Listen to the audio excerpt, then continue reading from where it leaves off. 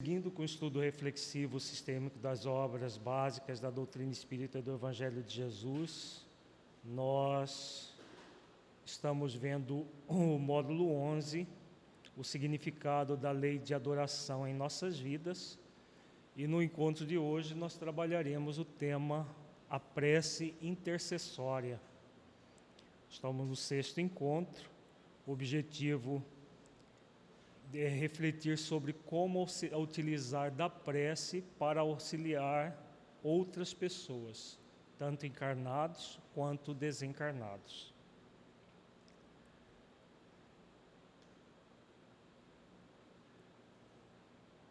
Antes, vamos só meditar sobre o significado da prece intercessória. Feche os olhos, entre em contato com você mesmo em essência, buscando sentir-se um espírito imortal, filho de Deus, aprendiz da vida, que traz inato o sentimento de adoração a Deus.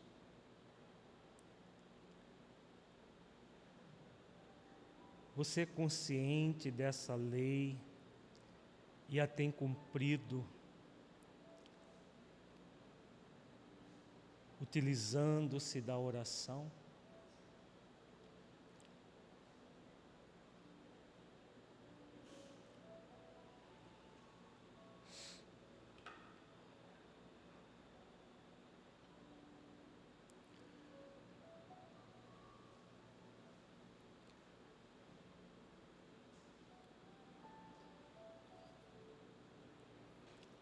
Você tem utilizado da prece para auxiliar outras pessoas? Como é isso para você? Há uma habitualidade de utilização desse recurso? Deixe os seus pensamentos e sentimentos fluírem, evitando qualquer mascaramento num processo de auto-engano. Seja verdadeiro, verdadeira com você, analisando-se com autenticidade.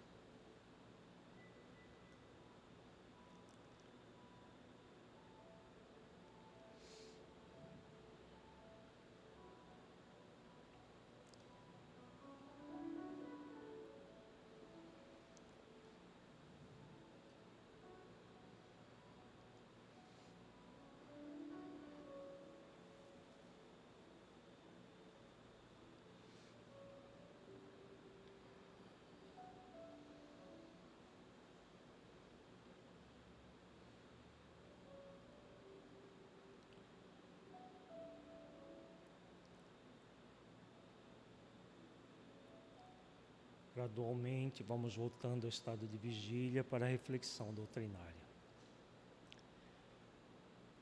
Vamos começar com a questão 662 de O Livro dos Espíritos. Kardec pergunta: pode-se com utilidade orar por outrem? E aí, qual seria a resposta? Será que a prece é útil quando é feito para outras pessoas? Vamos ver a resposta. O espírito de quem ora atua pela sua vontade de praticar o bem. Atrai a si, mediante a prece, os bons espíritos, e estes se associam ao bem que deseje fazer. Vejamos que a resposta, ela nos traz uma prática muito interessante. Quando os benfeitores perguntam sobre quando Kardec pergunta aos benfeitores sobre a virtude, vamos lembrar o que os benfeitores dizem? O que eles dizem sobre a virtude? Uma pergunta muito específica. Kardec pergunta qual a mais meritória de todas as virtudes. Alguém lembra da resposta? Aquela que sacrifica o interesse pessoal. O que tem essa resposta a ver com esta questão? Tem alguma coisa a ver?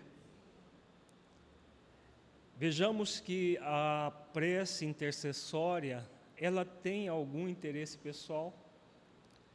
Quando nós oramos por nós, pedindo, por exemplo, ajuda para que nós superemos uma limitação qualquer, há um interesse, não é? Mesmo que seja um interesse nobre, há um interesse. O interesse de se melhorar em alguma coisa, ou de receber ajuda de alguma forma, há um interesse pessoal. Quando a prece é utilizada para outra pessoa, é um exercício desse desinteresse pessoal. Porque se nós nos colocamos para auxiliar outra pessoa, mesmo que essa pessoa seja alguém querido nosso, nós estamos exercitando essa virtude, concordam? A virtude que se baseia no profundo desinteresse pessoal. E aí o que vai acontecer quando nós estamos exercitando a virtude do desinteresse pessoal? O que os benfeitores dizem aqui? Atrai os bons espíritos. Por quê? Os bons espíritos, eles buscam que tipo de pessoas? Pessoas que estão fazendo exercícios virtuosos.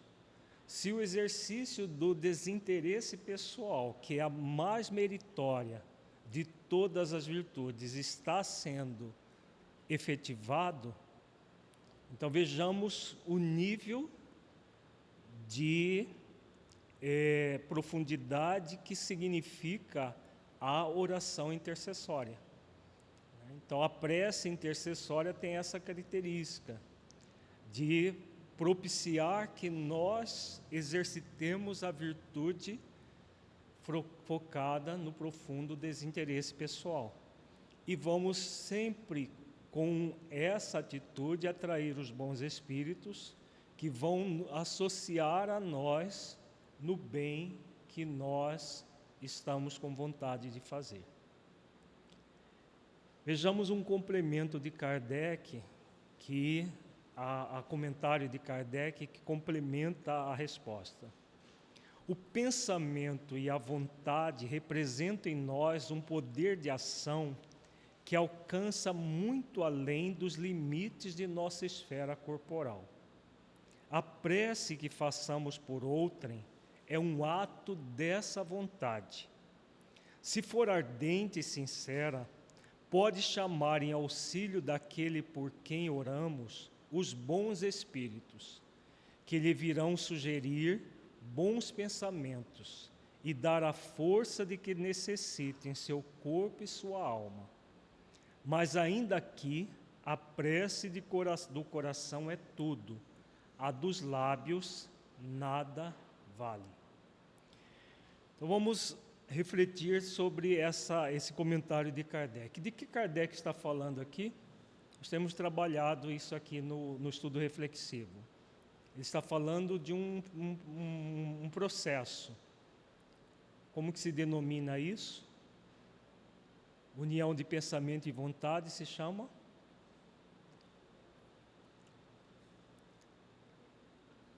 Quando nós utilizamos do nosso pensamento e de nossa vontade para produzir uma ação, o que nós estamos fazendo? Mobilizando o quê? A nossa energia mental, exatamente. Então, nós estamos mobilizando a nossa energia mental. Emmanuel fala disso no livro Pensamento e Vida. Todas as vezes que nós emitimos um pensamento, utilizando esse pensamento, evoca um sentimento e ele vai ser coadjuvado pela nossa vontade. Nós já vimos ao longo desse módulo que a oração, a prece, é um ato da vontade do Espírito. Quanto maior for a intensidade da sua vontade, mais potente vai ser a energia, a sua energia mental, que vai, quando nós estudamos a ação da prece que se dá pelo pensamento, a transmissão do pensamento no fluido cósmico universal, Então, é o que Kardec diz aqui, alcança muito além dos limites da nossa esfera corporal. Então, quando nós emitimos essa energia mental, vejamos que também nós trabalhamos no nosso encontro passado, aquela mensagem de Monod, que ele fala que quando a nossa energia mental é carecente de força, o que acontece, vamos recordar? O que ele disse que acontece?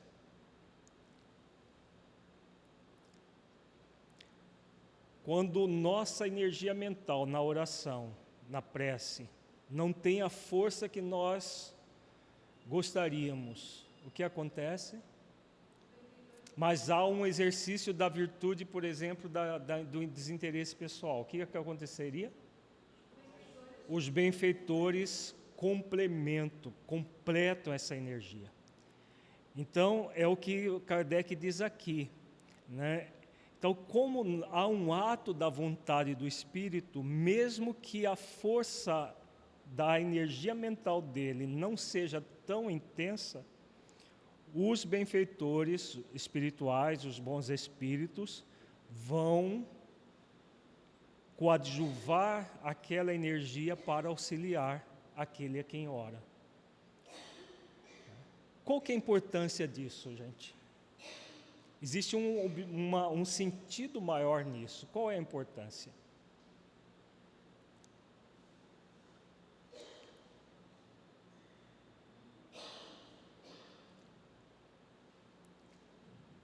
Por exemplo, uma mãe cujo filho esteja enveredando por um caminho equivocado, uso de drogas, por exemplo, ou um outro fato, um outro fenômeno que esteja acontecendo com um filho dessa mãe.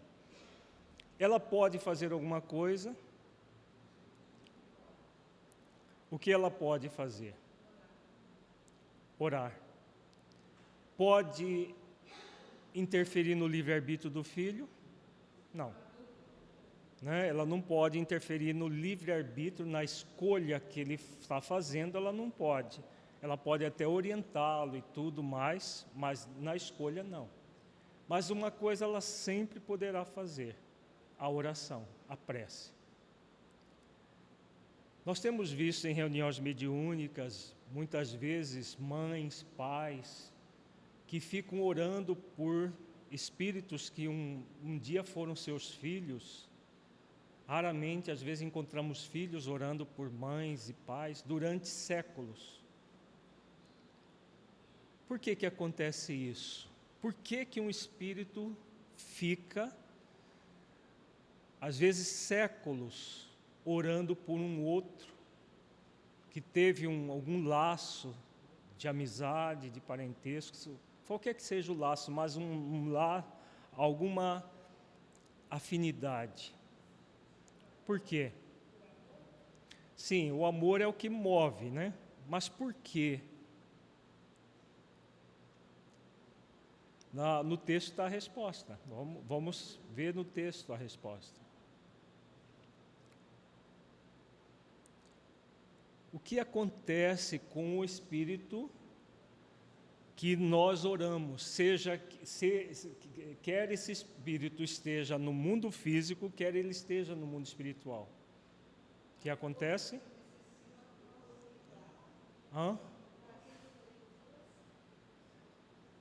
Vejamos, Kardec diz, ele complementa o que os benfeitores dizem em cima, da atração dos bons espíritos. Os bons espíritos só vão ser atraídos se nós usarmos da prece intercessória, ou eles, independente da oração, eles auxiliam. Independente da oração, eles auxiliam, ou só com a oração? Só com a nossa prece? Independente. Mas por que eles coadjuvam a nossa atitude quando nós oramos?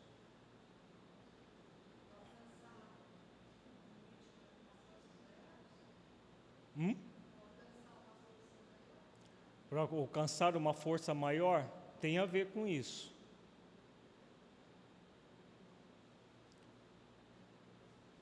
Existem fluidos que só o encarnado tem. Tá? Não quer dizer que a força dele seja menor do que as nossas. Às vezes, dependendo da categoria do espírito, é muito maior do que as nossas. É muito maior, só que não tem o fluido animalizado. E muitas vezes é necessário o fluido animalizado. Por isso que nós vemos lá no Céu e Inferno, São Luís, Santo Agostinho dando comunicações, pedindo que os participantes da atividade mediúnica, da reunião mediúnica, orassem pelos espíritos.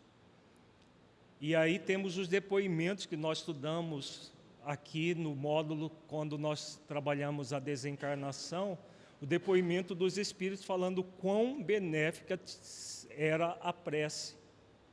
Por quê? O fluido animalizado para o espírito desencarnado ou para o encarnado propicia isso que Kardec diz aqui. A prece, quando ardente e sincera, ela tem essa característica de ir além dos limites de nossa esfera corporal. E, utilizando do fluido animalizado do encarnado, os benfeitores podem auxiliar, como ele diz aqui, dar a força de que necessitem seu corpo e sua alma. Por isso, a importância da prece intercessória, seja para o encarnado, seja para o desencarnado. Então, auxilia.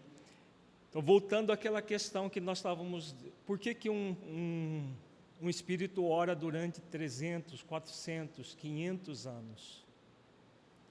Até mais, por outro espírito. Por exemplo, nós temos o caso da Matilde, do livro Libertação, de André Luiz, que ela trabalhou durante 800 anos para a libertação do Gregório, filho dela, que havia sido filho dela, que era o soberano das sombras. Por que leva um espírito a fazer isso? O que leva um espírito a fazer isso, melhor dizendo?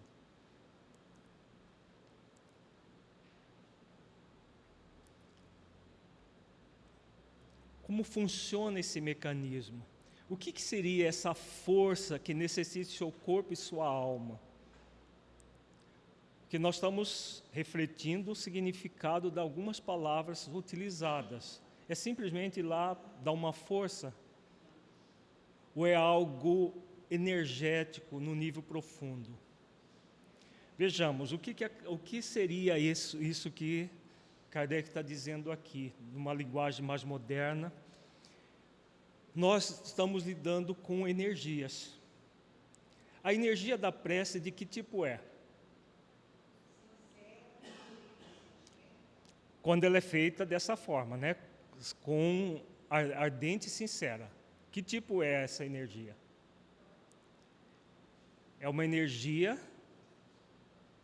de característica bem quintessenciada, não é? De uma energia muito sutil, uma energia extremamente com qualidades muito benéficas. Se ela sai do encarnado, ela vai impregnada do fluido animalizado do encarnado. Os benfeitores, como diz o Monod no nosso estudo na semana passada, naquela mensagem do Evangelho segundo o Espiritismo, eles intensificam a energia da nossa oração. O espírito, por mais empedernido no mal que ele esteja, seja um encarnado que esteja enveredando por um caminho da criminalidade, das drogas, do sexo desvairado, seja lá qual for o problema, essa característica de egóica, faz com que o espírito deixe de ser uma essência divina? Não. Ele continua sendo uma essência divina, só que imaginemos, para efeito didático, que esses movimentos da crueldade, do sensualismo, de toda a ordem, criasse uma espécie de uma carapaça, tá? E didaticamente falando, uma carapaça em torno do espírito. Quando a prece chega, o que ela faz? Ela dissolve a carapaça?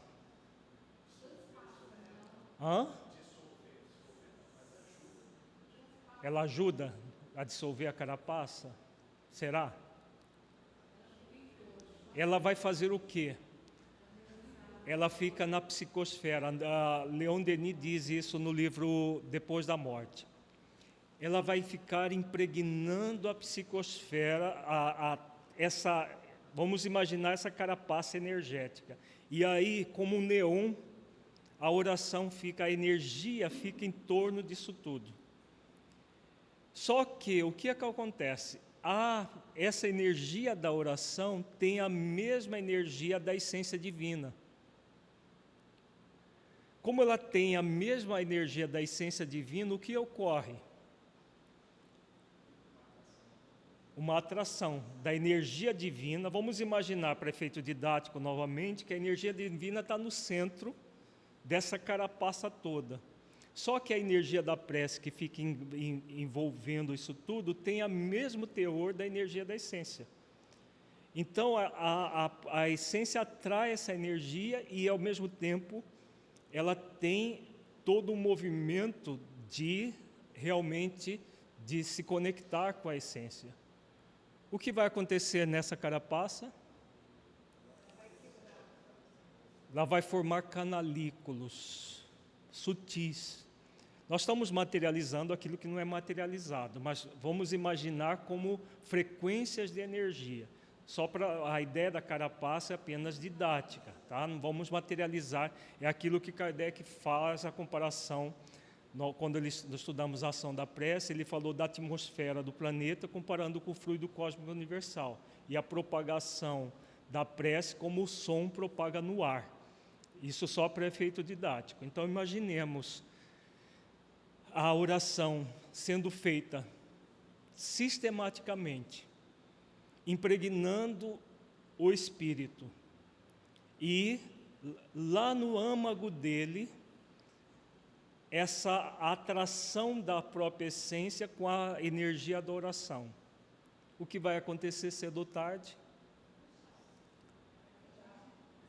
Mas vai quebrar, vamos imaginar fragmentando a carapaça, pela força da prece ou pelo movimento do espírito? O movimento do espírito. Chega um momento que o espírito entra num tédio, entra num processo que ele quer, mesmo que seja no nível subconsciente, superar isso. Nesse momento, o que acontece? Toda aquela energia que foi oferecida pela oração intercessória penetra nele, por esses canalículos energéticos, porque tem o mesmo teor da essência divina que ele é. Faz sentido isso, gente? Por isso que esses bons pensamentos a dar força de que necessite seu corpo e sua alma. Então, essa força não é uma coisa simplesmente abstrata, é a energia auxiliando o espírito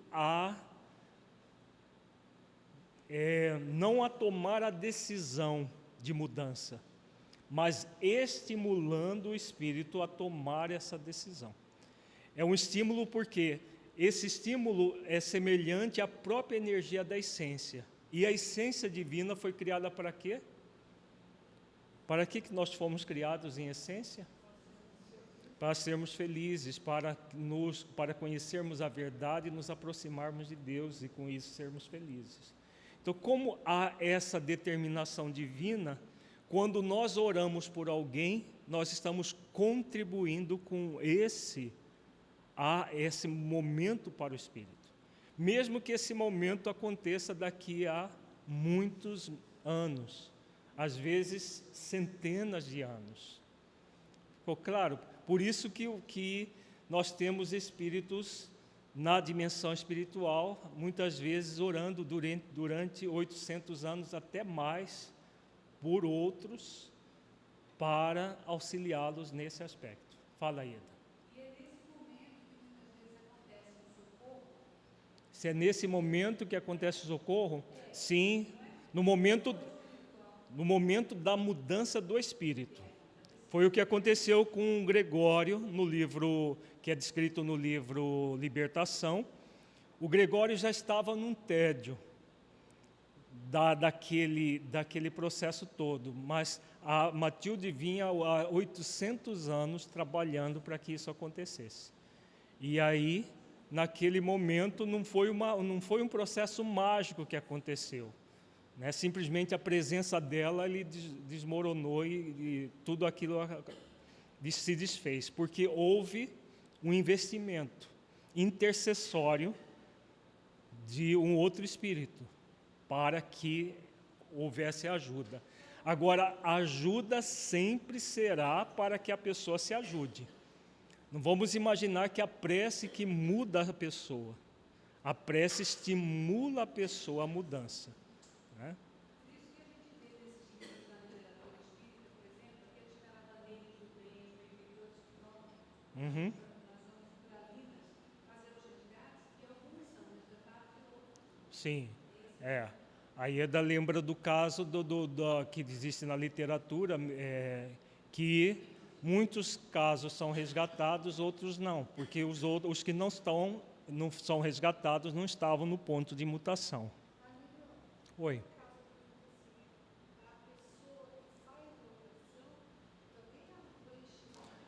Se para a pessoa que faz oração há um preenchimento, sim, sem sombra de dúvida, né? Ela é a primeira a ser beneficiada. Por quê? Veja aqui na questão, a vontade de praticar o bem. Então, se a oração intercessória é uma prática do profundo desinteresse pessoal, porque você está orando por uma outra pessoa, às vezes até pessoas desconhecidas, né? Ivone Pereira tinha esse hábito, ela pegava notícias de jornal e orava por pessoas desconhecidas, que ela nunca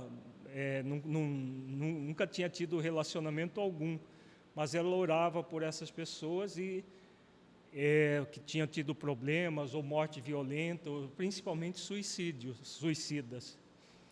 Então esse é o profundo desinteresse pessoal. Quem é que é o primeiro beneficiado? A própria pessoa, porque ela está no exercício da mais meritória de todas as virtudes. Isso. Então vejamos que a oração intercessória é um exercício da mais meritória de todas as virtudes. Quando nós oramos por alguém, seja alguém que a gente conheça, seja alguém que nós não conheçamos. Continuemos aqui. A questão 664. Será útil que oremos pelos mortos e pelos espíritos sofredores? E, neste caso, como lhes podem as nossas preces proporcionar alívio e abreviar os sofrimentos? Têm elas o poder de abrandar a justiça de Deus? Então, a pergunta anterior é uma pergunta genérica, encarnados ou desencarnados? Aqui, na 664, já é diretamente a espíritos desencarnados. E aí, gente, será que a oração tem como objetivo abrandar a justiça de Deus? Não? Por que não?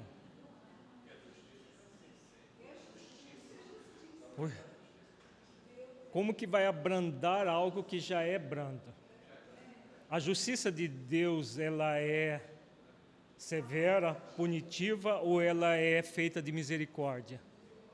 Ela já é uma justiça branda e misericordiosa, então não tem como abrandar algo que já é brando. Mas o que acontece? Vamos ver. A prece não pode ter por efeito mudar os desígnios de Deus, Mas a alma por quem se ora experimenta alívio, porque recebe assim um testemunho do interesse que inspira aquele que por ela pede, e também porque o desgraçado sente sempre um refrigério quando encontra almas caridosas que se compadecem de suas dores. Então a resposta é muito clara, né? Não vai mudar os desígnios de Deus. Se o espírito está sofrendo por algum motivo, né, existe uma causa. Isso é um efeito de uma causa. A oração não tem como mudar as causas e, consequentemente, não tem como mudar os efeitos.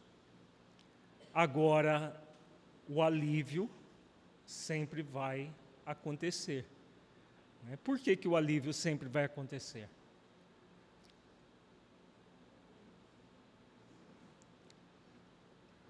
Por que ele vai experimentar um refrigério?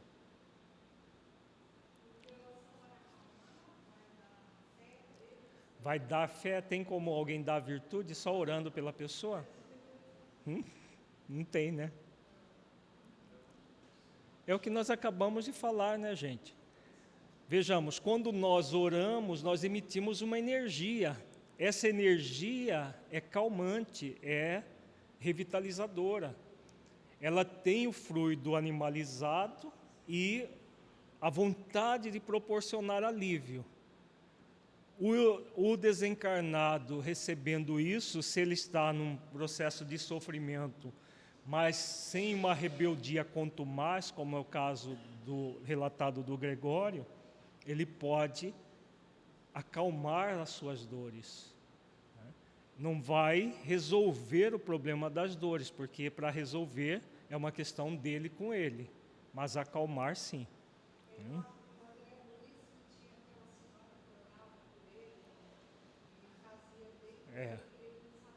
Isso.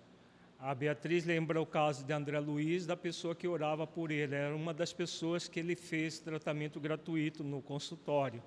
Orava por ele e ele nem se lembrava dela, né?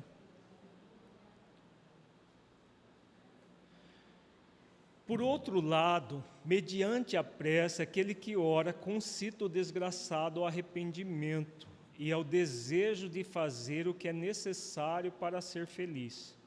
Nesse sentido é que se lhe pode abreviar a pena, se por sua parte ele secunda a prece com a boa vontade.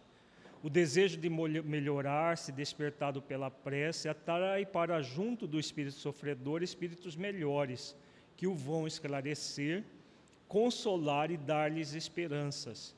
Jesus orava pelas ovelhas desgarradas, mostrando-vos desse modo que culpados vos tornareis, se não fizesses o mesmo pelos que mais necessitam das vossas preces. Então vejamos a continuidade do texto dos benfeitores, é exatamente o que nós estamos refletindo. Então a prece, essa força da energia mental que nós emitimos, vai impregnar a aura do espírito, vai proporcionar já imediatamente um alívio e vai convidá-lo ao arrependimento, né? E ao desejo de fazer o que é necessário para ser feliz. Então a nossa vontade não muda a vontade do Espírito, mas estimula a vontade do Espírito. Então a partir do momento que ele quer mudar, a oração vai funcionar como um agente estimulador. Isso é válido tanto para o desencarnado quanto para o encarnado. Então, quando nós oramos por alguém, é fundamental que nós lembremos sempre disso. Seja essa pessoa encarnada ou desencarnada, que, mas não vai mudar. Há sim toda uma energia que favorece a mudança. Não no nosso tempo, no tempo da pessoa que nós estamos orando. Fala, Mateus.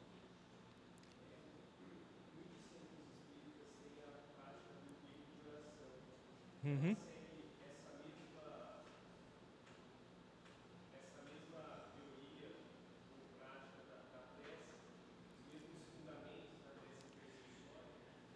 Os livros de oração que se usa nos centros espíritas, vejamos, esses livros de oração são apenas nomes que se colocam ali, né? Quando se faz isso de maneira coletiva, é uma energia coletiva que está se doando para os sofredores da Terra. Tá? Numa situação dessa, Mateus, como funcionaria a energia coletiva para sofredores, coletivamente para um grupo de sofredores?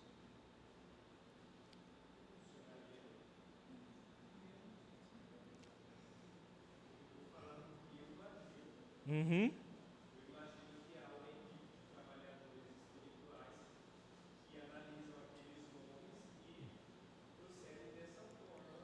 Uhum. Então, se nós estamos, rapaziada, do que o Mateus falou, está se orando pelo nome das pessoas que estão ali, no sentido coletivo. Nós também estamos irradiando uma energia coletiva. Essa energia coletiva funciona como uma lâmpada que difunde a sua luz para todo o ambiente. Agora, se nós fizermos a mesma coisa para uma pessoa especificamente, e com todo o ardor que nós tivermos no nosso coração, para aquela pessoa especificamente, seja conhecida ou desconhecida, mas se for conhecida, é claro que intensifica a nossa energia, pode intensificar a nossa energia dependendo do nível que estamos. O que vai acontecer? Qual é a diferença de um para outro? Tem diferença? O nível da concentração da energia. Então, por exemplo, essa luz que nós estamos vendo aqui é uma luz difusa. Se nós juntarmos toda a energia luminosa que sai da lâmpada num único feixe, o que ela vira é semelhante ao raio laser. O raio laser nada mais é do que a luz difusa concentrada num único ponto. Se a luz difusa for concentrada num único ponto, ele pode até furar uma placa de metal. Então, a oração, claro, essa é uma analogia que nós fizemos. Quando se ora coletivamente, é uma distribuição de energia coletiva. Quando se ora especificamente, você concentra a energia mental naquela direção, né? Então, a diferença é essa. Então, voltando aqui o texto, a prece nunca vai mudar o espírito, mas auxiliar o espírito a exercitar a sua boa vontade, né? Ou a vontade de melhorar-se. E aí, com essa vontade de melhorar-se, ele, por sua vez, vai receber o socorro, se for desencarnado, pode ser atendido pelos espíritos, que antes ele nem percebia. Isso acontece muito em reuniões mediúnicas, quando se ora por algum espírito comunicante, e com a energia do médium, da própria oração do médium que está recebendo, o espírito pode perceber espíritos bons, às vezes até familiares, que ele não percebia. Por quê? Por essa somatória da energia animalizada que ele recebe, juntamente com o do médium, favorece a percepção dos bons espíritos. Não que antes ele não houvesse, havia, só que ele não percebia. É o que os benfeitores dizem aqui.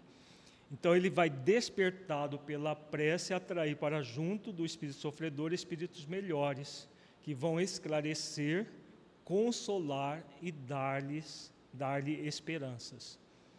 Isso é válido também para o encarnado? Quando nós oramos por alguém que está encarnado, essa oração vai auxiliar a pessoa a se arrepender do que está fazendo? Sim. Não vai gerar o arrependimento, porque isso é impossível. Aí as pessoas que às vezes desejam que isso aconteça estão querendo fazer da prece um instrumento de milagre. Não é isso que vai acontecer. Não há uma derrogação de uma lei natural. O que há é sempre o cumprimento da lei natural, auxiliando o espírito no processo do arrependimento para que ele se transforme. Por isso que é um processo demorado, né? No caso do desencarnado, às vezes pode até acontecer mais rápido, porque quando ele está num processo de sofrimento sem causar sofrimento. Se ele está simplesmente sofrendo as consequências da atitude dele, mas não se tornou um causador de sofrimento, as possibilidades de mudança são mais rápidas. Quando ele se torna infelicitador de outros espíritos, aí o processo é mais complexo. Tem pergunta, Graziela? Por favor.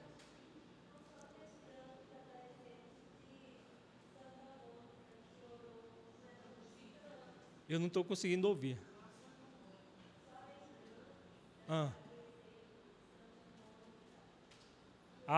Da Santa Mônica com Santo Agostinho, sim. Ela orou por ele até que ele, resolveu por seguir Jesus. Realmente, na história de Santo Agostinho tem essa... Não foi as orações que o transformaram, foi o tédio daquela vida, mas as orações, com certeza, auxiliaram em muito na transformação dele. Vejamos agora a questão 665.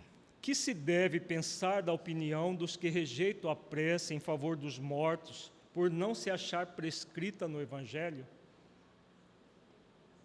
E aí?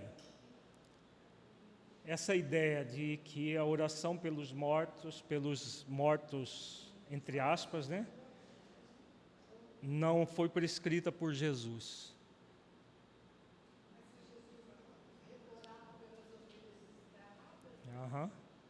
Vamos ver a resposta. Aos homens disse o Cristo: amai-vos uns aos outros.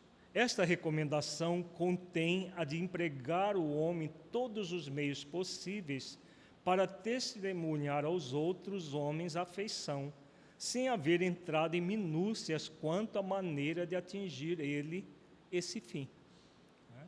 Então, Jesus falou das generalidades. As próprias obras básicas, de uma certa forma, falam também das generalidades.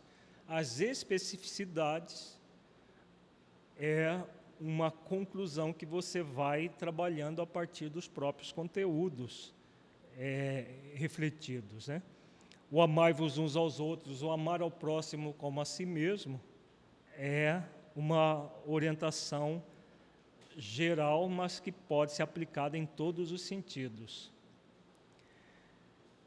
Se é certo que nada pode fazer que o Criador,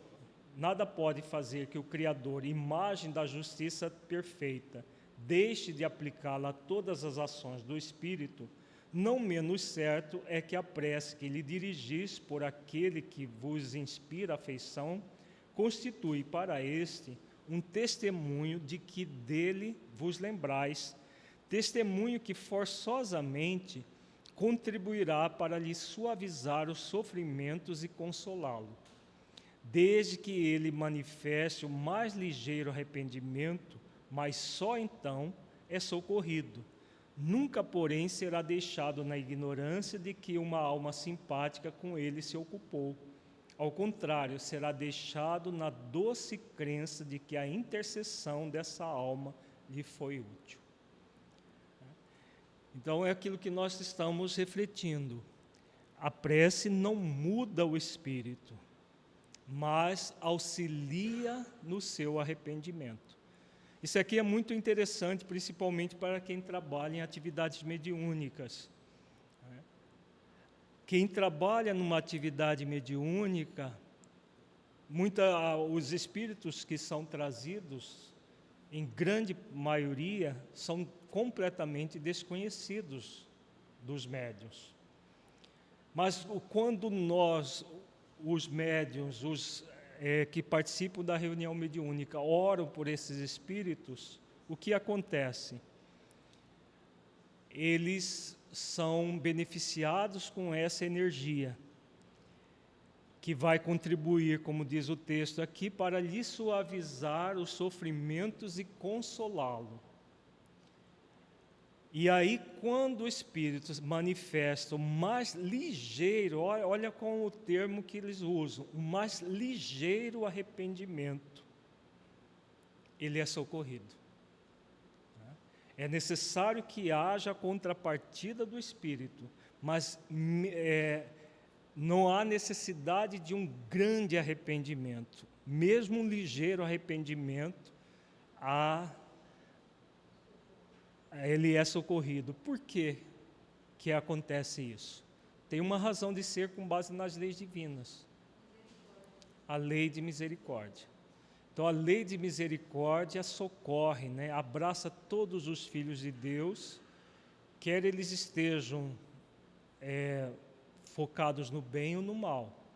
Agora, quando o Espírito ele manifesta, por menor que seja o interesse ao bem, a lei é da lei que ele seja auxiliado para reforçar esse momento do Espírito.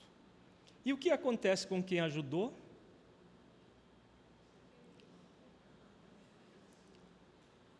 Quem ajudou tem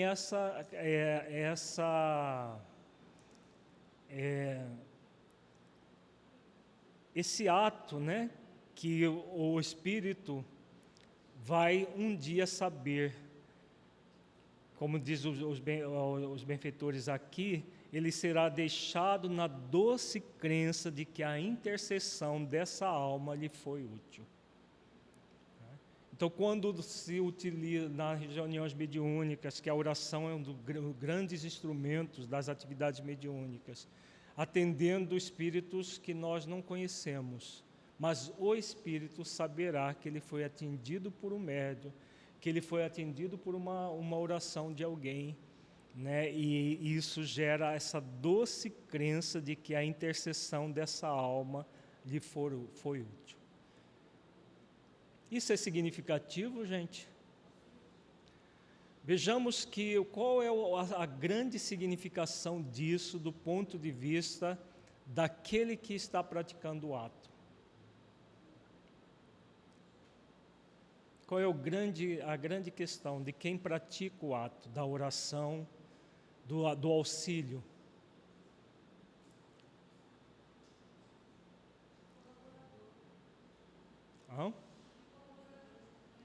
Isso tem a ver com a colaboração, mas o que está acontecendo? O que está acontecendo na intimidade dessa pessoa?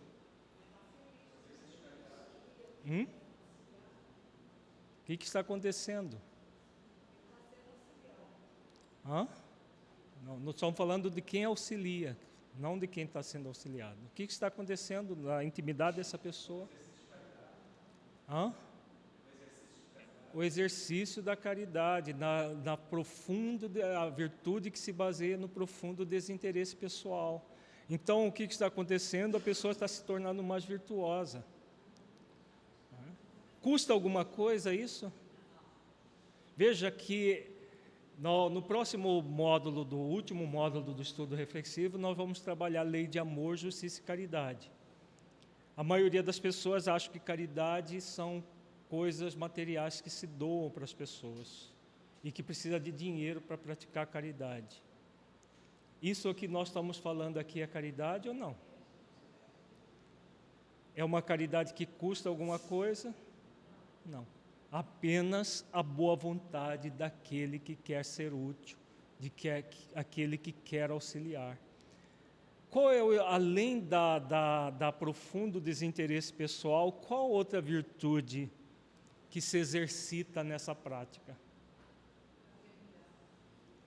Fraternidade está envolvida também, é uma virtude importante, mas é uma outra mais profunda ainda. Compaixão, exatamente. Porque se você não exercitar a compaixão, não tem como a prece sair ardente, né, e sincera. As características que os benfeitores colocam para que a prece seja efetiva. É o sentimento de compaixão. Daí resulta necessariamente de sua parte um sentimento de gratidão e afeto pelo que lhe deu essa prova de amizade ou de piedade. Em consequência, crescerá num e noutro reciprocamente o amor que o Cristo recomendava aos homens. Ambos, pois, se fizeram assim obedientes à lei de amor e de união de todos os seres, lei divina de que resultará a unidade, objetivo e finalidade do Espírito. Olha que beleza essa finalização da resposta.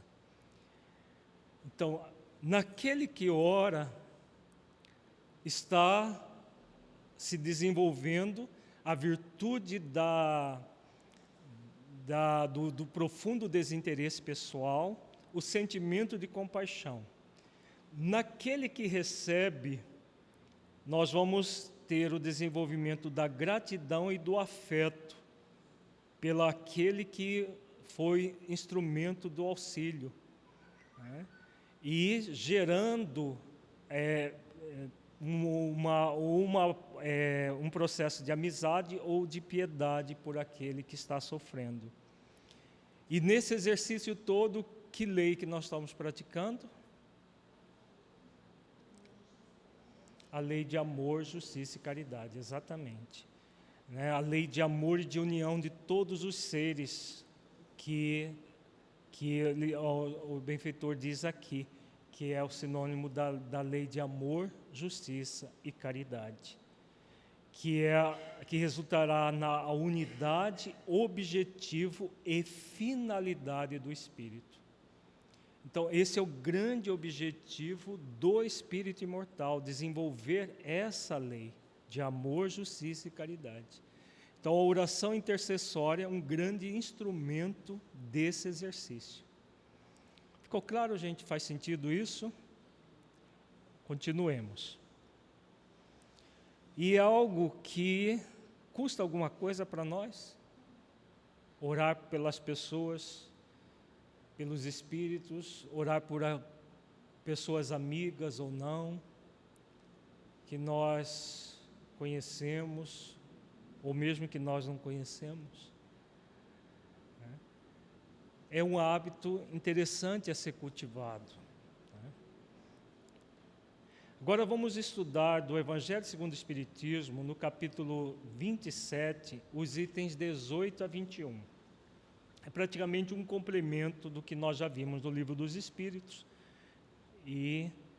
mas aprofunda algumas questões. Os espíritos sofredores reclamam preces e estas lhes são proveitosas, porque verificando que há quem neles pense, menos abandonados se sentem, menos infelizes. Entretanto, a prece tem sobre eles ação mais direta, reanima-os, incute-lhes o desejo de se elevarem pelo arrependimento e pela reparação, e possivelmente desvia-lhes do mau pensamento.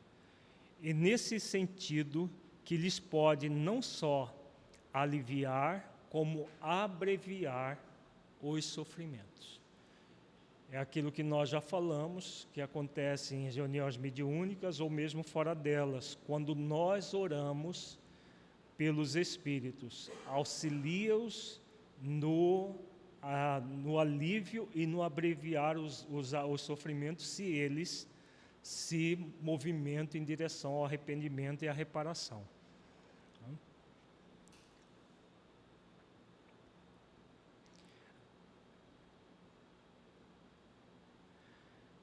Pessoas há que não admite a prece pelos mortos, porque, segundo acredito, a alma só tem duas alternativas: ser salva ou ser condenada às penas eternas, resultando, pois, em ambos os casos, inútil a prece. Sem discutir o valor dessa crença, admitamos por instantes a realidade das penas eternas e irremissíveis, e que as nossas preces sejam impotentes para lhes pôr termo. Aqui Kardec está se referindo à crença no século XIX que ainda existem hoje, das religiões que acreditam que o ser humano está, ou ele vai para o céu de beatitude eterna, ou vai para o inferno. E se for para o inferno, não adianta você orar, porque o inferno é eterno, as pessoas que estão ali estão desgraçadas para toda a eternidade, e não vai adiantar nada orar. Tem até a ideia dogmática de que Deus faz com que os familiares esqueçam dessas pessoas para que elas não sofram também, né? Porque imagina, você vai para o céu e tendo um ente querido lá no inferno. Então, o que o dogmatismo prega? Que as pessoas que vão para o céu, eles fazem uma lavagem cerebral na cabeça delas, elas esquecem dos parentes que estão no inferno, porque senão elas vão sofrer juntos. Né? Estando no céu, estariam sofrendo pelos seus parentes. Essa é a ideia dogmática que Kardec vem refletir aqui nesse texto. Vamos continuar com a reflexão. Era comum no século XIX, mas ainda continua até hoje. Perguntamos se nessa hipótese será lógico, será caridoso, será cristão recusar a prece pelos réprobos? Tais preces, por mais impotentes que fossem para os liberar, não lhes seria uma demonstração de piedade capaz de abrandar-lhes os sofrimentos? Na terra, quando um homem é condenado às galés perpétuas, quando mesmo não haja a mínima esperança de obter-se para ele perdão, será defeso a uma pessoa caridosa ir carregar-lhe os grilhões para aliviá-lo do peso destes?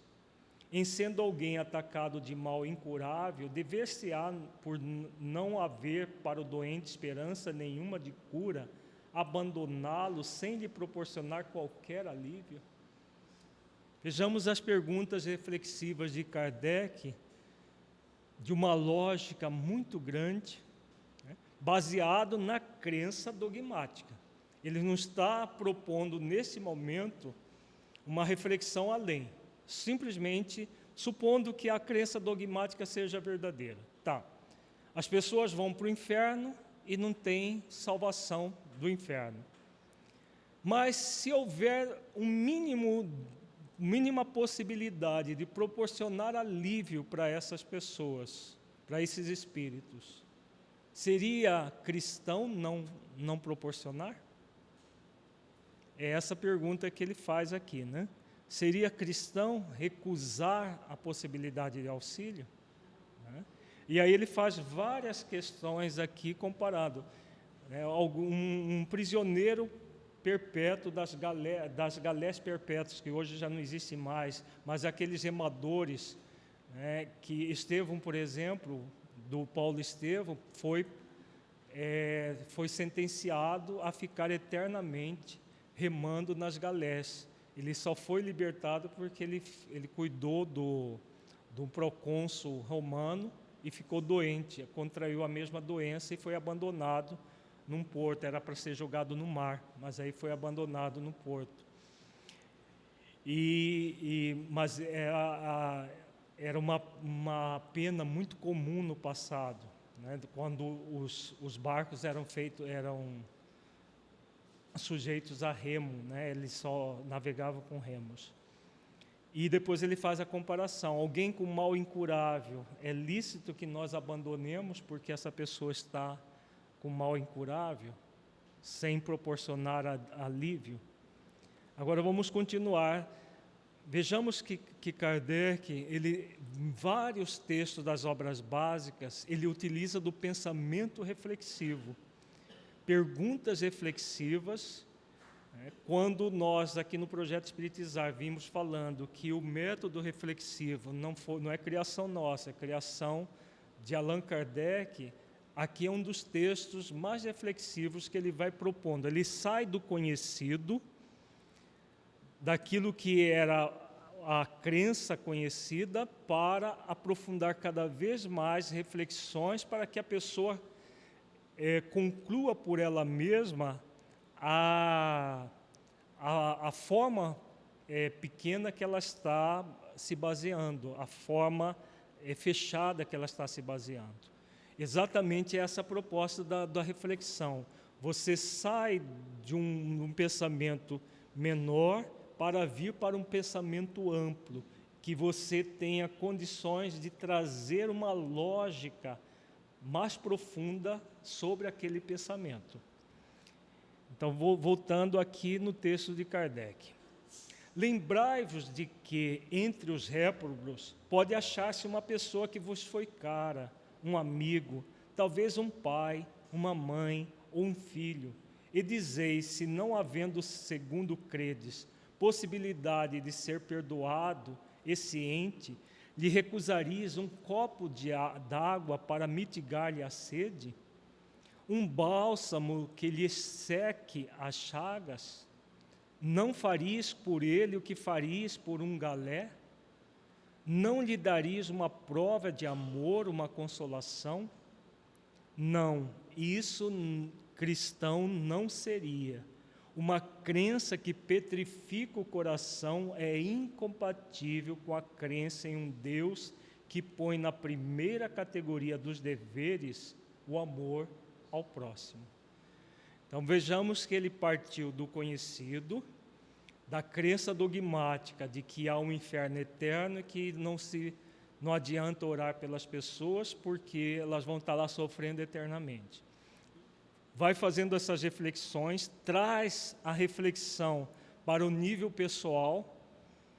Não é o que nós temos feito, trabalhando com as leis nas nossas vidas, sempre trazendo para as nossas vidas. Vejamos que ele traz para o nível pessoal. Se fosse algum amigo, um filho, uma mãe, um pai, você recusaria uma ajuda, por menor que fosse essa ajuda? E aí ele conclui, de que forma? Dizendo que isso não seria cristão.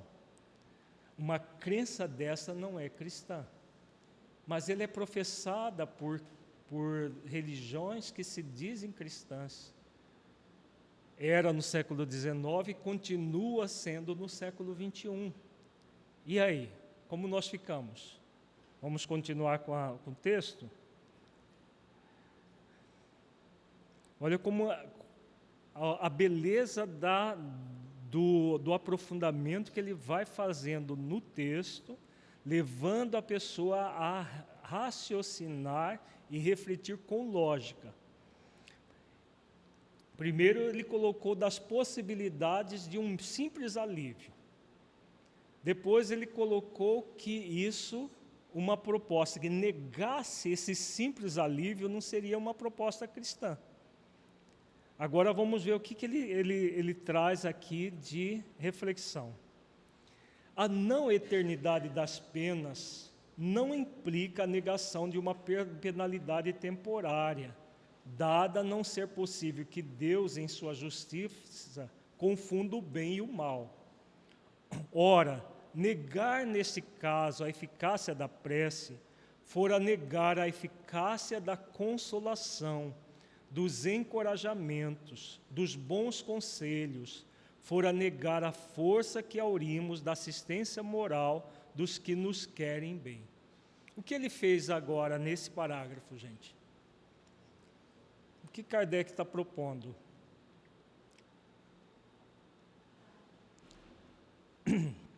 Nós estamos analisando o pensamento reflexivo de Kardec, fazendo um estudo reflexivo do pensamento reflexivo. Isso que nós estamos fazendo. Então, ele partiu do conhecido, que era a pena, o dogma das penas eternas, questiona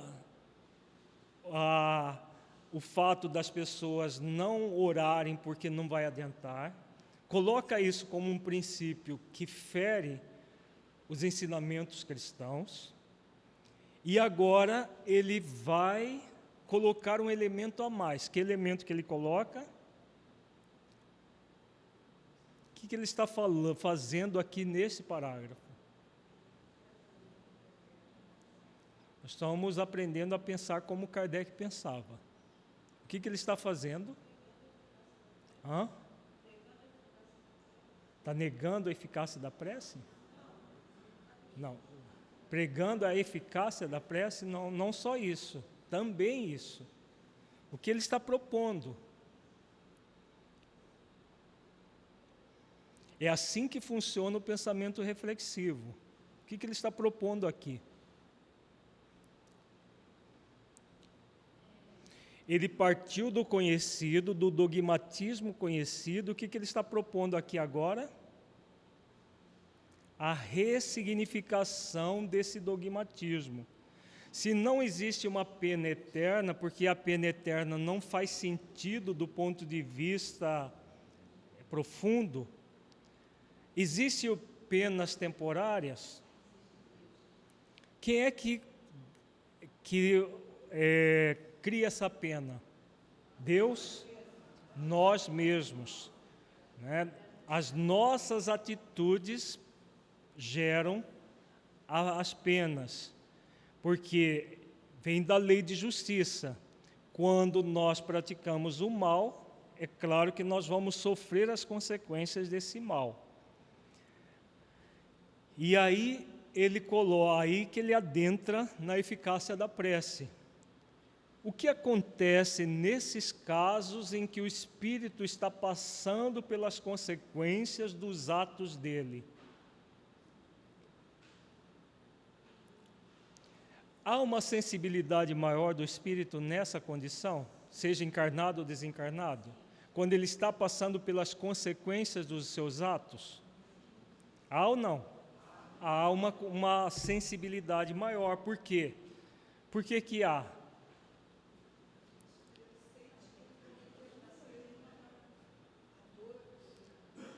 A dor faz o quê? Qual é o grande objetivo da dor?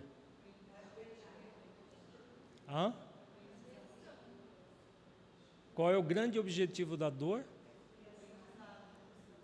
Auxiliar o espírito a humildar o seu orgulho, a amansar sua rebeldia, a se ver daquilo que nós vimos no primeiro encontro desse módulo, para que ele se perceba frágil diante do todo, para que ele se perceba naquilo que, na condição de espírito que é convidado a se conectar com o Criador. Então, quando ele está no movimento, numa situação dolorosa, há uma sensibilidade maior para essa realidade. Ele perceber a sua fragilidade a partir do momento em que o seu orgulho é colocado em xeque, a sua rebeldia é colocada em xeque. E o que vai acontecer nesses momentos com a oração que você faz por um espírito assim, seja encarnado ou desencarnado? Está no texto. O que vai acontecer? A prece vai proporcionar a consolação, o encorajamento, porque aí Kardec faz a comparação da prece com o consolo que você oferece, com um bom conselho, uma boa orientação para alguém. Isso tudo auxilia, a prece tem a mesma finalidade.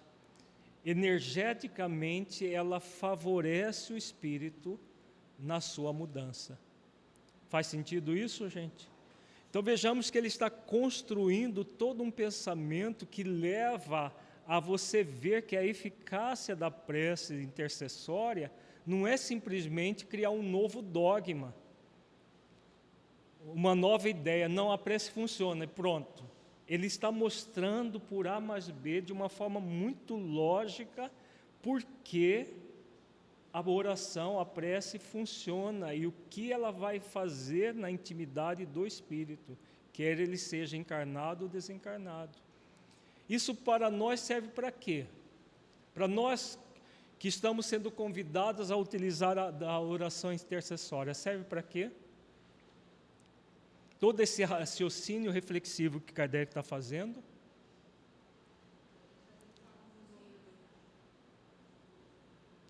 amplia a nossa capacidade de valorizar esse ato que somos convidados a praticar. A nossa segurança íntima aumenta se nós refletirmos dessa maneira.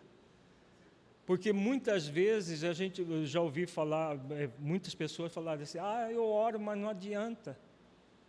Por que às vezes a pessoa fala que ora e não adianta? O que ela está querendo?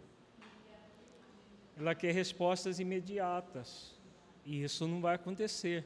A oração, como nós estamos vendo aqui, é para gerar um benefício para que o espírito utilize aquele benefício e se melhore, quer ele esteja encarnado ou desencarnado, mas não para transformá-lo de fora para dentro, porque isso não é possível. Você tem pergunta?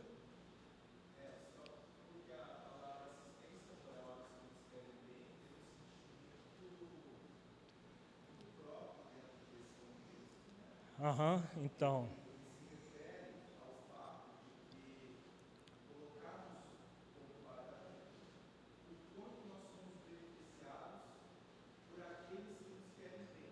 Uhum. E aí é que ele conclui assim, mas coloca antes, negar este caso, a eficácia da prece, fora negar a eficácia da consolação, dos encorajamentos dos bons conselhos, fora negar a força que aurimos da assistência moral dos que nos querem bem, principalmente os bons espíritos. Então, aí no caso, ninguém nega, a não ser que queira negar o sistema, mas ninguém nega quando alguém vem e auxilia a pessoa. O quanto isso é importante para a pessoa. Ele faz esse contraponto. Isso. Então, o Afro faz um comentário aqui, para o pessoal da internet acompanhar, em cima dessa frase, fora negar a força que aurimos da assistência moral dos que nos querem bem. Então, quando nós sentimos a força daqueles que nos querem bem, como que nós nos sentiríamos? Encorajados. Se nós tivermos um sofrimento atroz e recebermos o apoio de alguém que venha oferecer a sua assistência moral, dizendo para nós, eu quero muito o seu bem, eu quero que você supere isso aqui, eu estou aqui para lhe auxiliar. Como que nós nos sentiremos? Extremamente consolados, intensamente consolados. É esse o papel da prece intercessória. Gerar esse consolo, esse auxílio para que o espírito se sinta encorajado. Negar isso é um processo de profunda descaridade que o ser pode praticar. Outros se fundam numa razão mais especiosa, a imutabilidade dos decretos divinos. Deus, dizem esses, não pode mudar as suas decisões a pedido das criaturas. A não ser assim, careceria de estabilidade o mundo. O homem, pois, nada tem de pedir a Deus, só lhe cabendo submeter-se e adorá-lo. E aí, gente? Tem gente que pensa assim? Muita gente. O cético, é como se fosse uma incongruência, né? O espiritualista cético.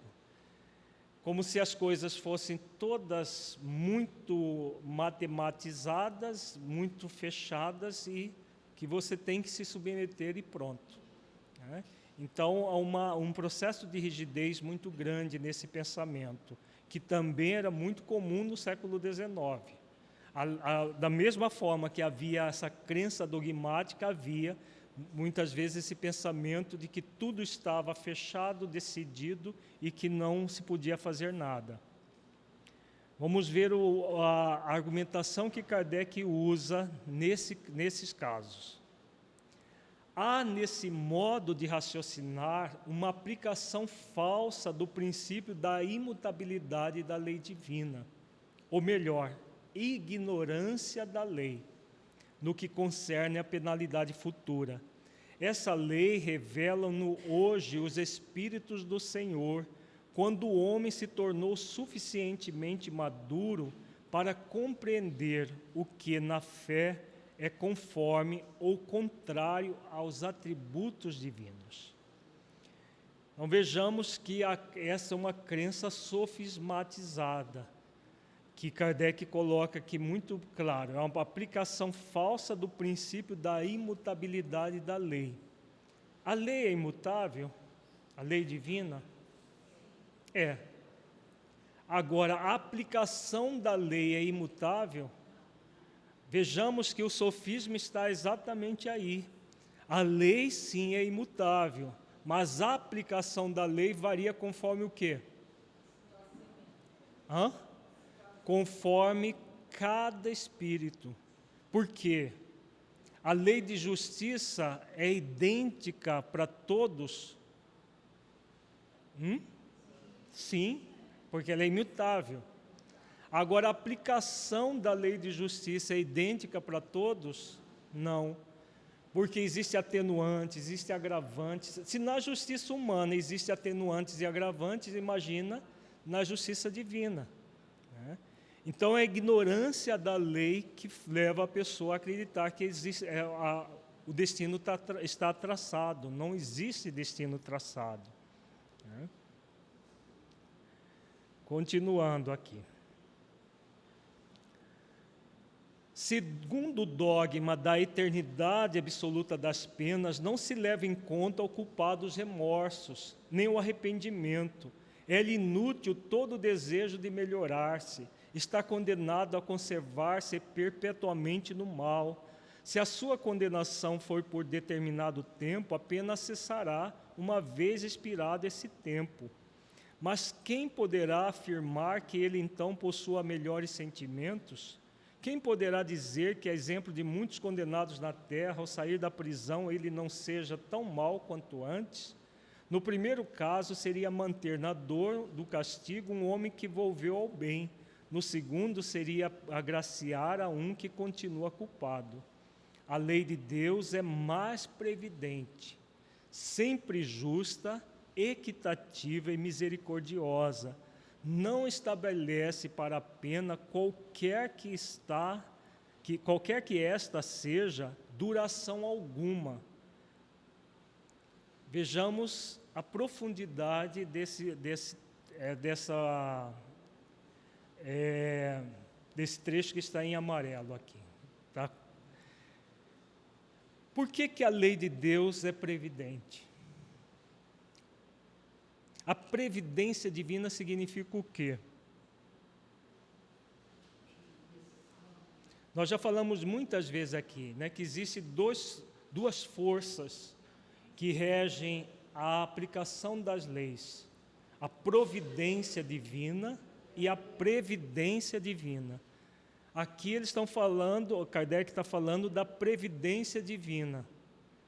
Por que a lei de Deus é previdente?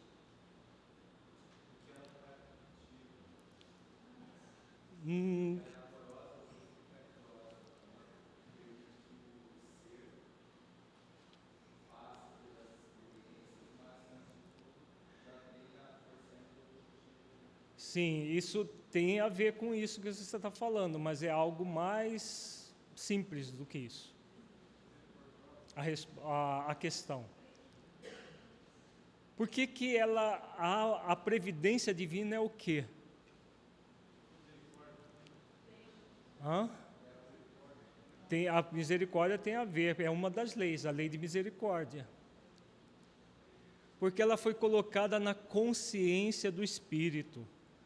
Deus previdentemente colocou as leis na consciência do espírito. E quem é que tira o espírito da pena temporária que ele mesmo gerou? Ele mesmo. Por isso não existe duração. Se houvesse um processo rígido, havia uma duração.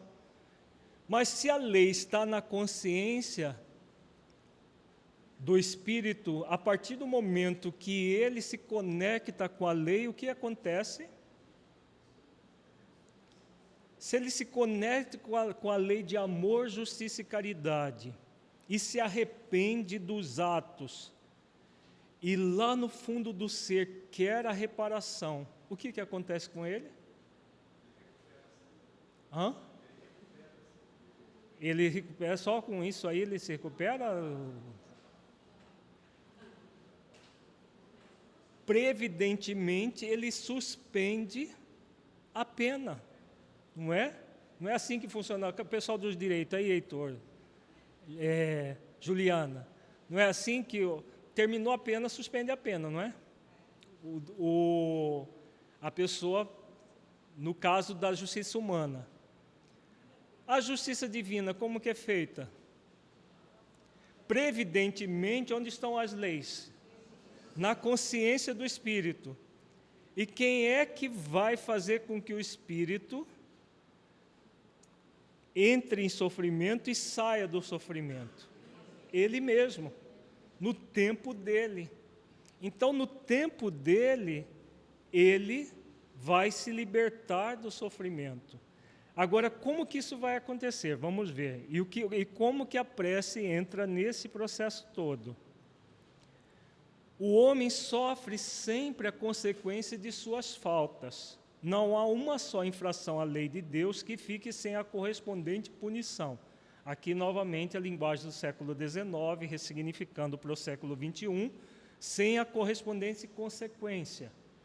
Né? Porque não é uma punição divina, é a consequência da infração da lei, que a própria pessoa, por ter as leis na consciência, se submete. A severidade do castigo é proporcionada à gravidade da falta. Existe castigo divino? Existe o quê? Também uma linguagem do século XIX, própria para aquele momento. O que é o castigo? As consequências, as dores, para que o espírito aprenda a amar. Quando ele se afasta do amor, como diz Joana de Ângeles, a dor vem no lugar do amor. Por quê? Para que ele aprenda que a lei de amor, justiça e caridade é a lei maior a ser canalizada em nossa vida. E dependendo da falta, vai ser mais intensa essa dor ou menos intensa.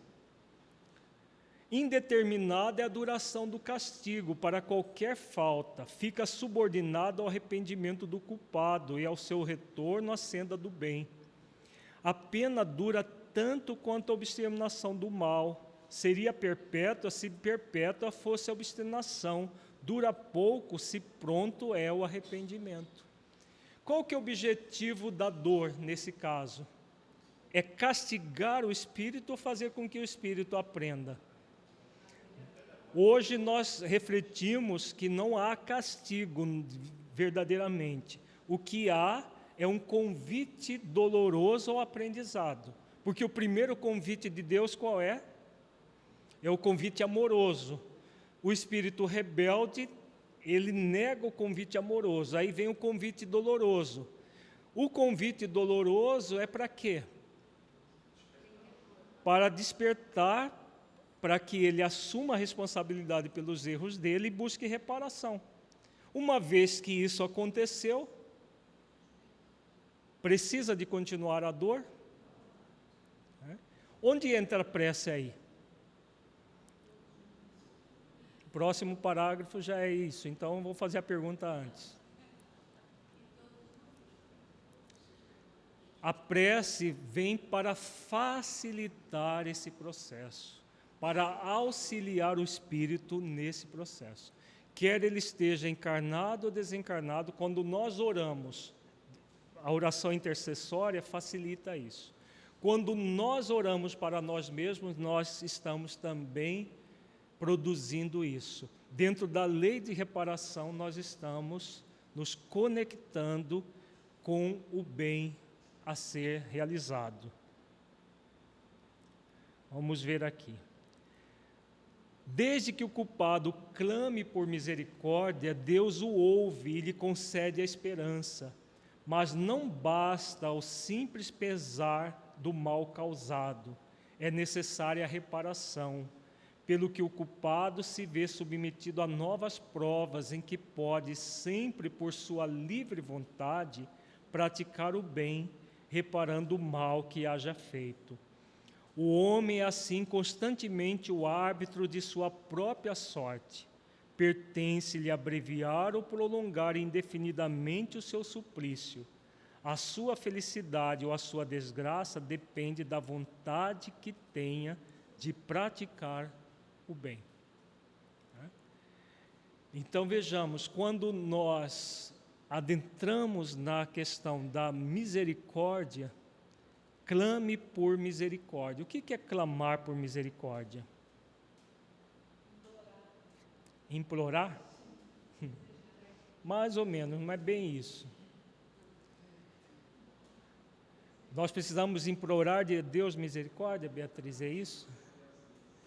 O clamar é um movimento do Espírito na direção da lei, das próprias leis divinas que estão na consciência. Ele clama por justiça, por ele praticar a justiça. E a justiça é feita simplesmente ele sofrendo as consequências ou ele reparando tudo aquilo que ele praticou? A justiça é feita da reparação de tudo aquilo que ele praticou. Tal a lei imutável em conformidade com a bondade e a justiça de Deus. Assim, o espírito culpado e infeliz pode sempre salvar-se a si mesmo. A lei de Deus estabelece a condição em que se lhe torna possível fazê-lo. O que as mais das vezes lhe falta é a vontade, a força, a coragem. Se por nossas preces lhe inspiramos essa vontade, se o amparamos e animamos, se pelos nossos conselhos lhe damos as luzes de que carece, em lugar de pedirmos a Deus que derrogue a sua lei, tornamo-nos instrumentos da execução de outra lei, também sua, a de amor e de caridade. Execução em que, desse modo, ele nos permite participar, dando nós mesmos com isso uma prova de caridade. Belíssimo, né? Então vejamos que a lei ela é sempre de amor, justiça e caridade, de misericórdia, convida o espírito a se transformar e a oração, a prece vai ser um instrumento não para derrogar a lei, mas para que haja o cumprimento da lei. No caso de quem ora, o cumprimento da lei de amor, justiça e caridade. De quem recebe a lei de misericórdia. E aí, todo o processo de auxílio vai se fazer. Pergunta, gente? Vamos fazer a nossa avaliação reflexiva. Feche os olhos, entre em contato com você mesmo em essência, buscando sentir o conteúdo estudado nesse encontro. Do conteúdo que você entendeu que se aplica à sua vida.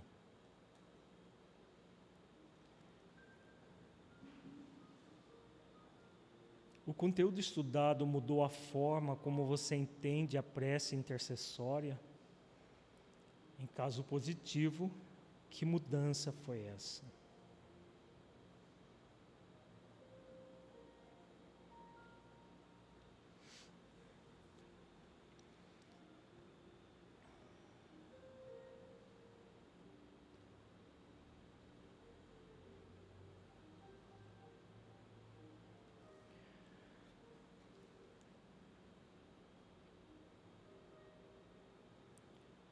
Neste encontro, refletimos sobre a prece intercessória. Como você tem utilizado esse grande instrumento de auxílio ao próximo? Você tem efetivamente orado pelas pessoas que lhe são caras, pelas pessoas que lhe perseguem, pelos espíritos sofredores? Como é a utilização da prece intercessória para você?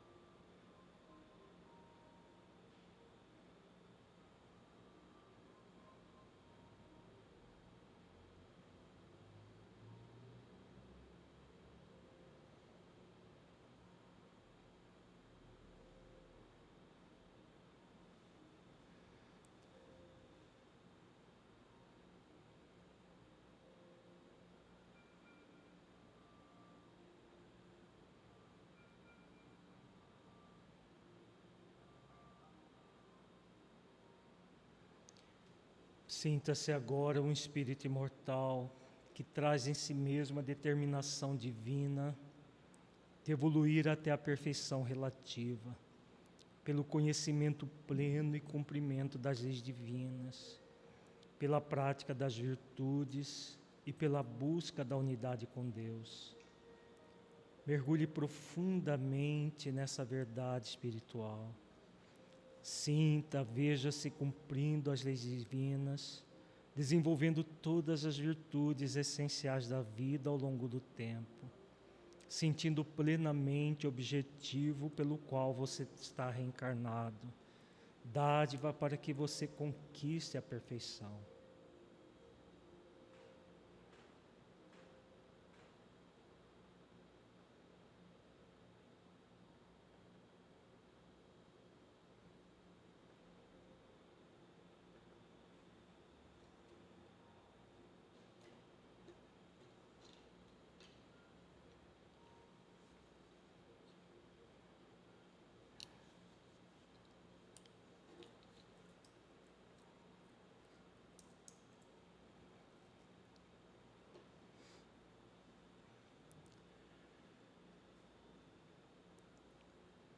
Senhor Jesus, mestre amigo, agradecemos, Senhor, pelas bênçãos